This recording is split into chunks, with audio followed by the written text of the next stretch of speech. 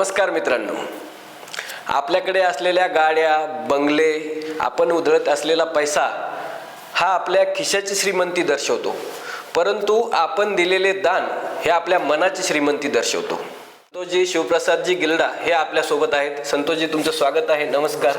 आहेत ते त्यांच्या दातृत्वामुळे त्यांनी तब्बल 5 लाख रुपयांचा निधी राज्यभरातील वेगवेगळ्या गोशाळांना आणि काही अनाथ सेवा प्रकल्पांना, अनाथ मुलांच्या सेवा प्रकल्पांना दिलेला आहे. तर बाबाचं सर्वात महत्त्वाचं कार्य म्हणजे गोशाळा. गोशाळा करता बाबा नाही का अशी दुःखद घटना त्यांच्या डोळ्यात देखत घडली होती का रस्त्यानं त्यांच्या गाडीपुढं खाटीक लोक गाईचे टेम्पो नेत होते.